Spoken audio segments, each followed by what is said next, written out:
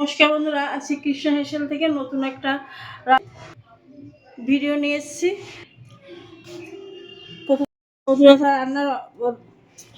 রান্নার অর্ডার পেয়েছি আমি। এবার 30 জন লোকের অর্ডার পেয়েছি, রুটি আর আলুর তরকারি। সেটাই আমি এখন করছি। কড়াই বসেছি, এবার কড়াইতে তেল দেবো। প্রথমে আমি আলুর তরকারিটা আগে করে নেব।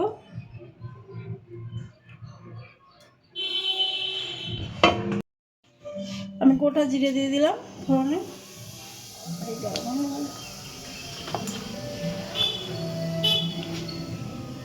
পেঁয়াজ দিলাম,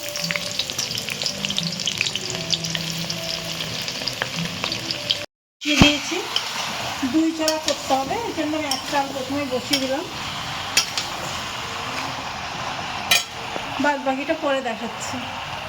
তাড়াহুড়ো চোটে আমার 6টার মধ্যে আমাকে এটা দিতে হবে, তো এই জন্য তাড়াহুড়ায় আপনাদের দেখাতে পারিনি।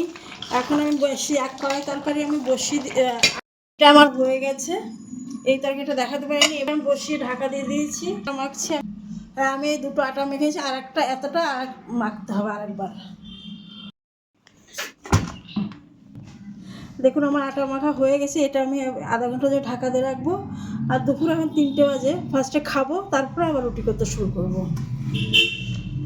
ধরো আমার রুটিটা দেখুন আমার মাখা হয়ে গেছে। এবার আমি বেলবো। প্রথমে আমি লেচি কেটে নিই, তারপরে আমি বেলবো। এবার আমি লেচি করে নিয়েছি, এবার আমি বেলবো, তারপরে রুটি করতে যাব। এবার আমি চাটু বসিয়ে দিচ্ছি। এবার আমি রুটিটা ভেজে নিচ্ছি। আসলে অনেক কটাই রুটি, এর জন্য একটু দেরি হচ্ছে সব কিছুতেই আমার। এবার আমি একটা একটা করে রুটিটা ভেজে নেব। রুটি আমার সেকা হয়ে গেছে। এবার আমি গ্যাসটা নেবে। সুন্দর ফুলেছে। এবার দেখুন আপনারা এইভাবে রুটিটা করবেন। দেখুন আমি রুটিটা সেঁকে নিচ্ছি। এবার আমি দেখুন কি সুন্দর করে ফুলেছে। এরকম করে ভাজলে রুটি ফুলে। এবার তোমরা ভিডিওটা দেখতে থাকো, আমি রুটিটা ভেজে নিই।